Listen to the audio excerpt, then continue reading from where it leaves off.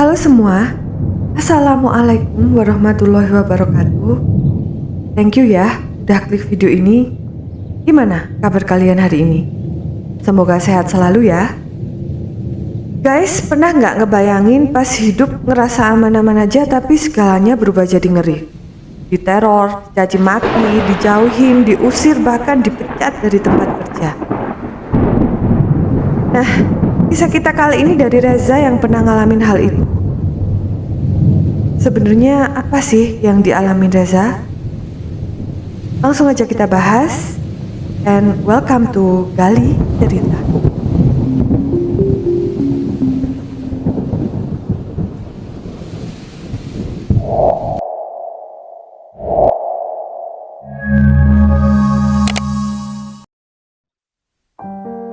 Reza duduk di kursi kamarnya, memandang kosong menatap layar HP yang memperlihatkan jumlah hutang yang harus dia bayar besok.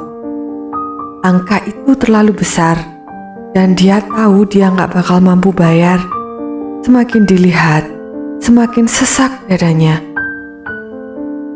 Kenapa aku bisa sampai kayak gini ya? Gumamnya sambil menutup wajah dengan tangan. Cicilan demi cicilan menumpuk karena selalu terlambat bayar. Satu aplikasi ditutup dengan aplikasi lain. Bunga terus bertambah dan akhirnya sekarang dia terjerat. Malam itu, Reza teringat panggilan terakhir dari ibunya seminggu yang lalu. "Za, kamu baik-baik saja kan di sana?" Suara ibunya terdengar penuh harapan. Padahal di sisi lain, Reza cuma bisa menahan nafas, berusaha nggak terdengar gelisah. "Ya bu, baik kok, cuman lagi sibuk kerjaan aja," jawab Reza, berusaha menenangkan, padahal di dalam hati dia nggak tahan lagi. "Hati-hati ya nak, perasaan ibu nggak enak banget dari kemarin-kemarin, rasanya cemas terus. Jaga diri ya nak, jangan terlalu capek, kerja itu penting. Tapi kesehatan juga loh," pesan ibunya. Setelah telepon ditutup, Reza termenung lama. Seandainya ibunya tahu beban hidup yang dia tanggung sekarang, apa yang bakal dia katakan? Keesokan harinya, Reza mendapatkan pesan dari nomor tak dikenal. "Selamat pagi, kami dari pihak aplikasi mengingatkan Anda untuk melunasi pinjaman sesuai tenggat waktu. Jika tidak, kami akan menghubungi kontak darurat Anda." Dadanya semakin sesak. Kontak daruratnya itu nomor ibunya. Dia nggak bisa bayangin gimana perasaan ibunya kalau tahu anaknya terlilit utang pinjol. Semua ini bermula saat Reza terpaksa pinjam uang untuk biaya darurat karena motor yang dia andalkan buat kerja mendadak rusak. Saat itu dia nggak punya cukup tabungan. Lagi panik, dia lihat iklan pinjol di media sosial yang menawarkan proses mudah dan cepat. Cuman sekali aja buat perbaiki motor, gak sampai gajian pasti udah tak balikin, pikirnya sambil mengisi formulir aplikasi. Reza cuman pinjam 500.000 saat itu, dengan janji bayar dalam waktu 2 minggu. Semuanya terasa mudah, gak ada proses panjang, langsung cair. Saat itu dia ngerasa bersyukur bisa cepat dapat uang buat perbaikin motor. 2 minggu berlalu dan tanpa sadar, sisa gajinya udah habis buat kebutuhan sehari-hari. Rasa cemas mulai muncul karena deadline pembayaran semakin dekat. Akhirnya, dalam kebingungan, dia nekat buka aplikasi lain untuk bayar pinjaman yang pertama. Cuman sekali lagi, abis ini bener-bener tak beresin deh.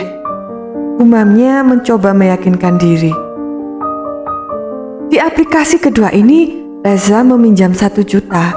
Tapi seperti sebelumnya, waktu gajian tiba, lagi-lagi dia nggak mampu bayar utang yang udah ditambah bunga. Maka dimulailah siklus aplikasi ketiga, keempat, hingga tak terasa dia sudah mempunyai hutang di 9 aplikasi pinjol berbeda.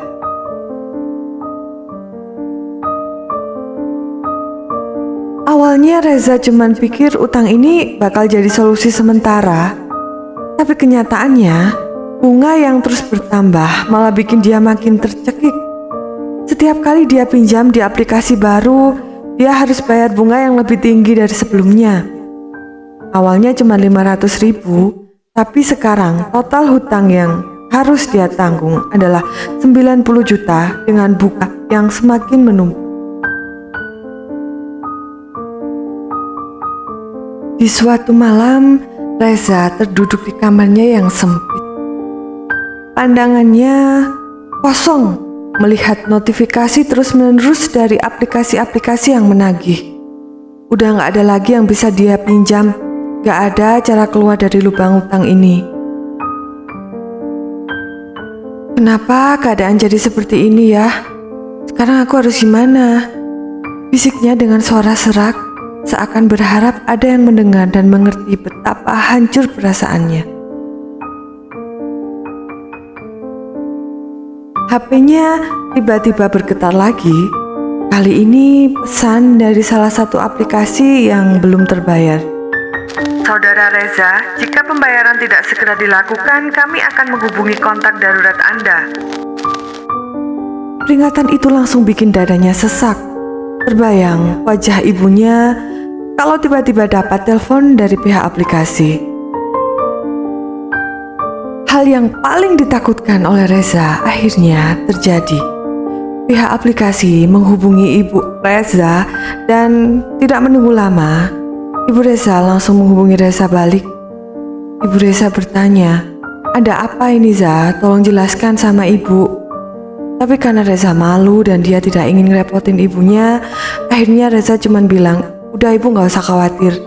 Reza bakal hadapi ini, Reza bakal nyelesain ini. Ibu, tolong doanya aja ya. Doain Reza bisa ngelaluin ini." Teror dari pihak aplikasi semakin membuat Reza tertekan.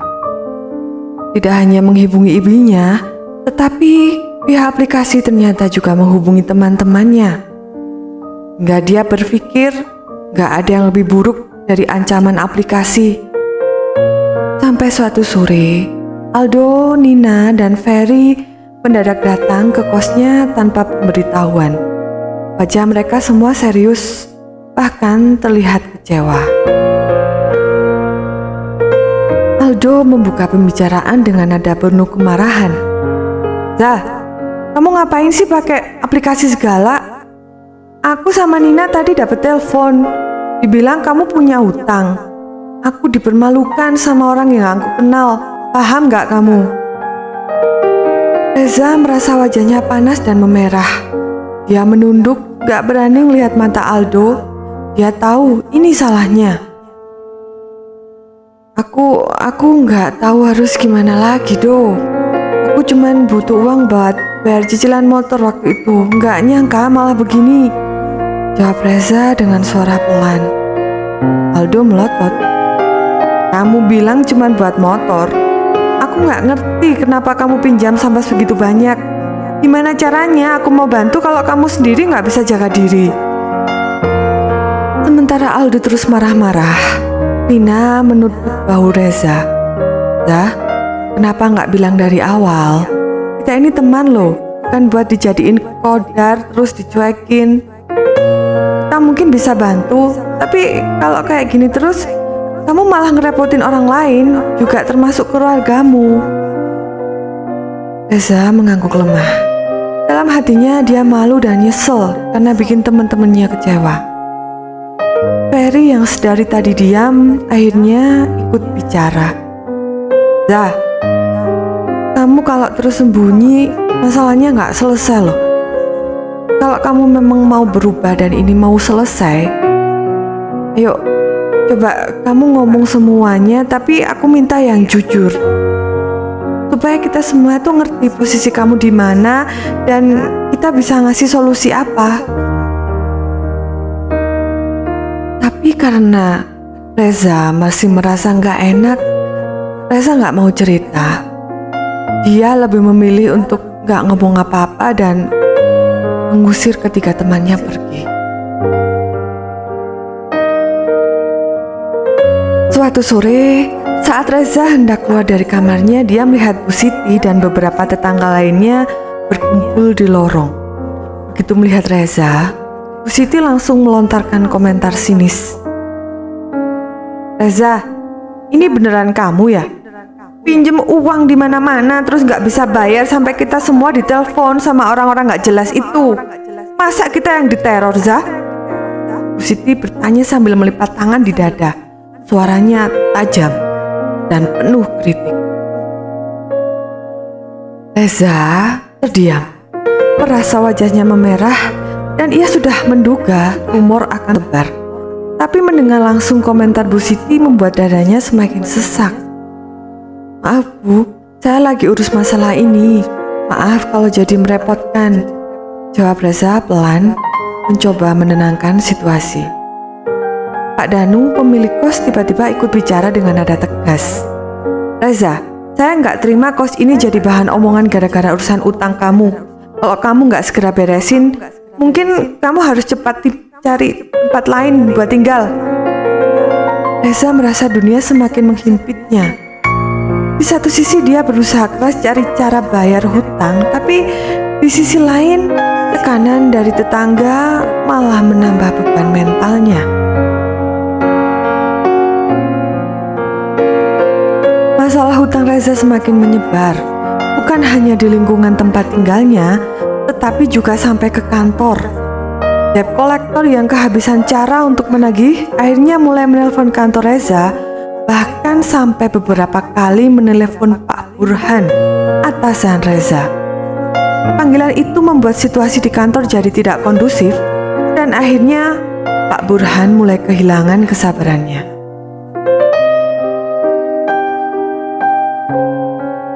"Reza, apa kamu tahu kenapa saya panggil?" Pak Burhan membuka pembicaraan dengan nada datar tapi penuh kemarahan yang ditahan. Reza menelan ludah, sudah bisa menebak arahnya. "Saya kira ini mungkin tentang panggilan dari debt collector, Pak," jawabnya pelan. Pak Burhan langsung menggebrak meja. "Bukan cuma 1 atau 2 kali, Reza. Ini sudah berhari-hari mereka mengganggu. Saya mendapat panggilan tiap jam. Dan mereka bahkan menyebut-nyebut nama perusahaan kita. Apa kamu tahu berapa banyak klien kita yang komplain karena terganggu?"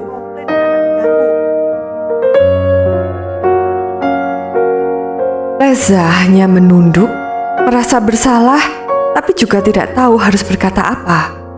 Dia sadar ini salahnya, tapi semuanya sudah di luar kendali. "Pak, saya mohon maaf, Pak. Saya sedang berusaha melunasi hutang-hutang itu. Saya nggak bermaksud bawa masalah pribadi ke kantor, Pak." Reza mencoba menjelaskan walaupun suaranya penuh kegugupan. Pak Burhan mendesah panjang. "Reza, kamu karyawan yang rajin, tapi masalah seperti ini sudah terlalu parah. Saya nggak bisa terus-menerus membiarkan nama perusahaan jadi rusak. Kami tidak bisa membiarkan satu karyawan mengorbankan reputasi kantor." Reza mulai panik. "Pak, tolong kasih saya kesempatan lagi, Pak. Saya berjanji akan segera lunasi semuanya. Saya hanya butuh waktu, Pak. Saya mohon," katanya sambil memohon. Namun, Pak Burhan hanya menggeleng pelan. "Maaf, Reza. Kamu harus paham kalau reputasi perusahaan ini lebih besar dari masalah pribadimu. Hari ini adalah hari kerja terakhirmu di sini."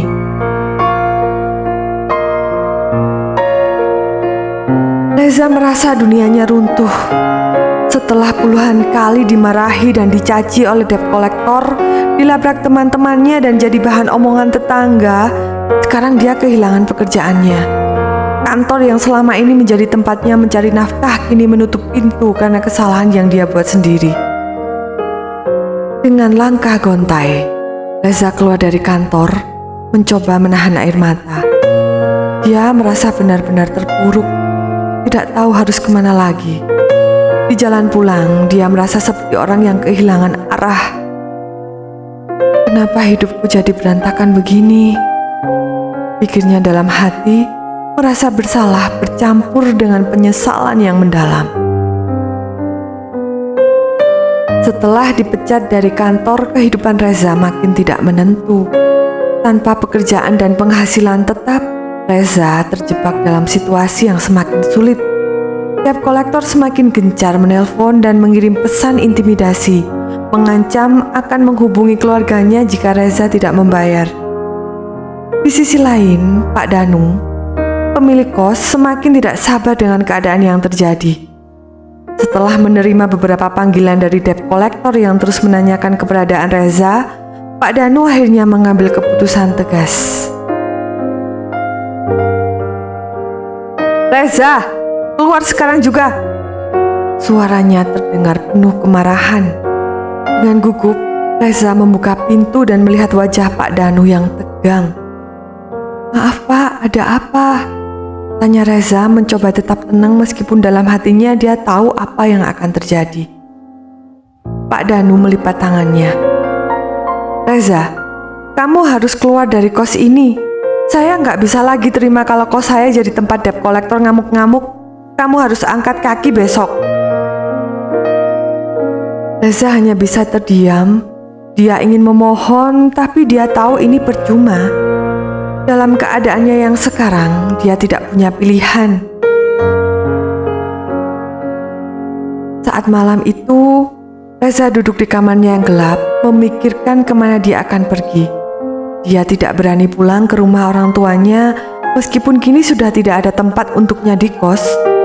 Pikiran tentang orang tuanya makin membuatnya tertekan. Dia tidak sanggup membayangkan jika mereka tahu dirinya terlilit hutang yang sangat besar, dipecat dari pekerjaan, dan diusir dari kos.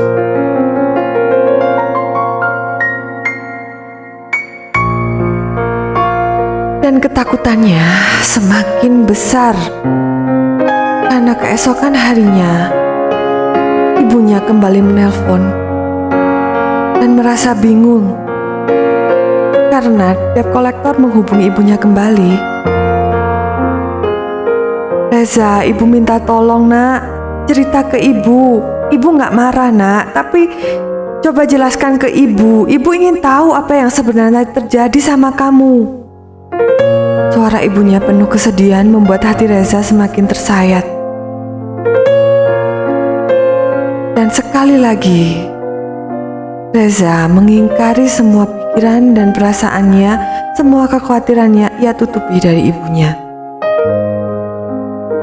Reza menahan nafas, menahan tangis. "Bu, maaf, aku gak mau bikin ibu dan bapak khawatir. Aku janji akan selesaikan ini semua, tapi aku gak bisa pulang dulu, Bu," katanya dengan suara pelan. Ibunya kembali hanya bisa terdiam. "Ibu paham nak, kalau kamu butuh apa-apa jangan sungkan ya untuk bilang. Dan pintu rumah ini selalu terbuka untuk kamu." Tanpa tujuan dan tempat tinggal, Reza akhirnya menghubungi Aldo, sahabat yang selalu ada untuknya. Aldo yang tahu kondisi Reza sudah semakin terpuruk, segera mengajaknya tinggal sementara di rumahnya. "Do, maaf banget ya jadi ngerepotin kamu," kata Reza saat pertama kali datang ke rumah Aldo dengan koper kecilnya. Aldo menghela napas panjang lalu menepuk bahu Reza. "Udahlah Zah, gak usah dipikirin lagi soal itu. Kamu temanku Zah, aku gak akan biarin kamu sendirian dalam situasi kayak gini." Di rumah Aldo, Reza berusaha untuk menjaga dirinya tetap tenang. Tapi setiap hari, teror dari debt kolektor tetap datang. Mereka mengirimi pesan bernada ancaman yang semakin kasar, bahkan mengancam akan menyita barang-barang jika Reza tidak membayar. Reza merasa makin stres, kadang merasa sesak napas hanya dengan membaca pesan-pesan itu. Setelah beberapa minggu tinggal di rumah Aldo, Reza masih terus mendapat teror dari debt collector. Hutang-hutang aplikasinya yang terus berbunga dan ditagih tiap hari membuatnya merasa semakin putus asa. Pada akhirnya, Aldo, Nina, dan Ferry berkumpul dan memutuskan untuk mengambil langkah drastis untuk membantu Reza keluar dari lilitan hutang yang menghancurkan hidupnya. Suatu malam, Aldo, Nina, dan Ferry mengajak Reza duduk bersama di ruang tamu Aldo. Mereka tahu betul kalau Reza pasti merasa tidak enak jika mereka sampai membantunya dengan uang. Aldo membuka percakapan. "Zah, kita semua udah ngobrol dan sepakat buat bantu kamu. Hutang-hutang kamu yang ini nggak mungkin kelar sendiri. Kita tahu kamu udah berusaha sekuat tenaga, tapi kalau kamu terus dikejar kayak gini, kamu nggak akan bisa hidup tenang." Reza terkejut dan langsung menunduk. Rasa campuran antara terharu dan malu. "Aku nggak bisa nerima ini. Aku sudah cukup ngerepotin kalian semua. Kamu sudah banyak bantu aku. Ini terlalu besar buatku," ucapnya pelan. Nina tersenyum lembut. "Zah, ini bukan soal kamu ngerepotin atau enggak. Kita tahu kamu juga nggak mungkin sanggup hadapin ini sendiri. Aku punya sedikit tabungan dan Aldo sama Ferry juga mau patungan. Yang penting kamu bisa keluar dari jeratan ini dulu lah." Ferry menepuk bahu Reza. "Santai aja, Zah. Kita nggak akan nuntut kamu buat cepet-cepet balikin kok. Kita percaya sama kamu dan kita semua tahu kamu orangnya tanggung jawab. Kita cuma mau kamu segera bangkit lagi aja."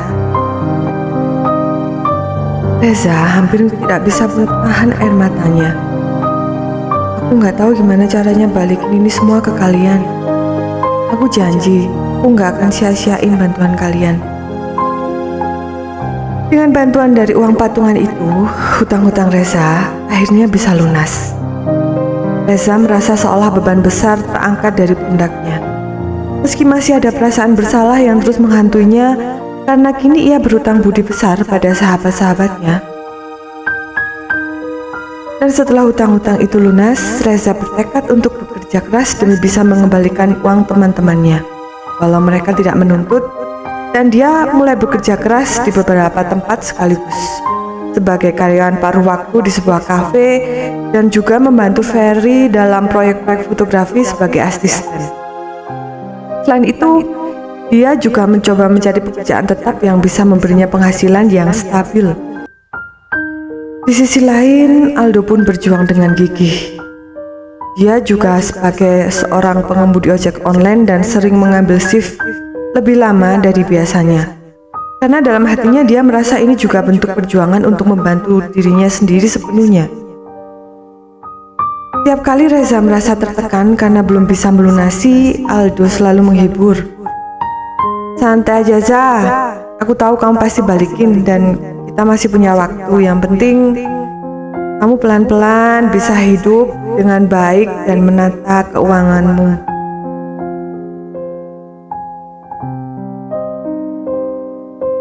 Reza mulai belajar mengatur keuangannya dengan lebih bijaksana.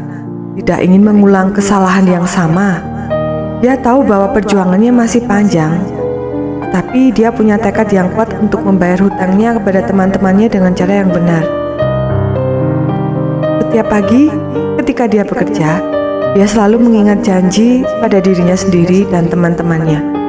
Dia tidak akan menyerah sampai seluruh hutangnya terlunasi.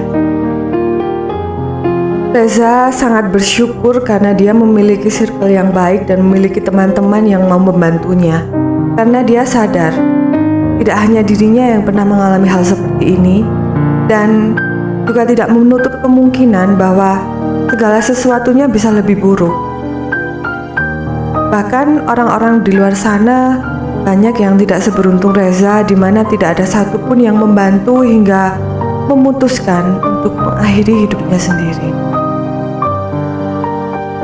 Dan Reza sadar, berkat bantuan dan dukungan dari sahabat-sahabatnya, Dia berhasil keluar dari jeratan aplikasi ini dan belajar untuk menjalani hidup dengan lebih bertanggung jawab.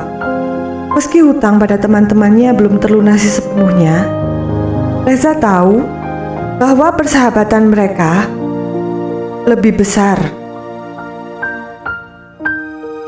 dan tak ternilai harganya, menjadi kekuatan yang membuatnya bertahan dan terus maju. Selesai.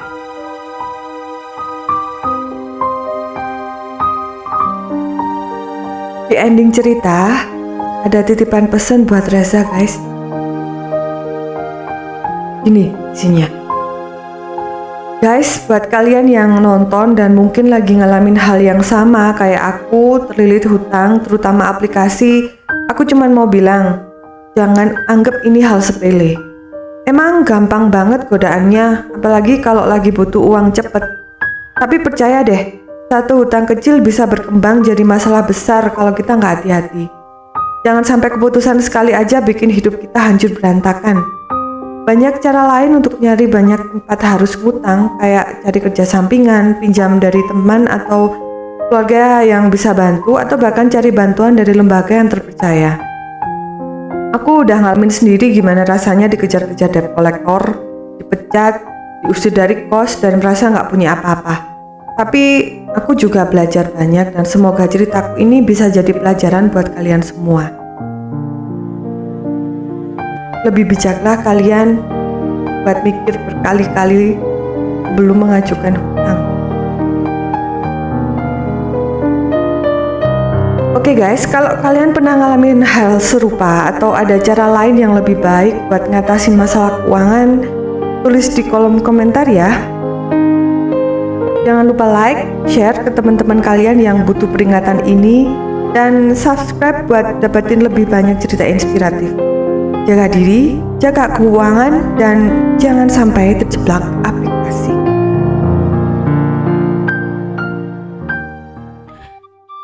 Sobat, jika kalian ingin berbagi kisah, bisa langsung mengirimkan cerita kalian ke alamat email yang sudah kami sertakan ya. Setiap cerita yang dikirimkan akan kami samarkan nama dan lokasinya, kecuali sesuai persetujuan pengirim yang asli. Dan untuk kisahnya sendiri akan kami sajikan menjadi sebuah alur cerita. Thank you telah menyimak cerita ini dari awal sampai akhir. Thank you untuk like dan subscribe-nya. Jangan lupa untuk tinggalkan komen agar channel ini lebih berkembang lagi ke depannya. Jaga diri, sehat selalu, and see you next time. Bye.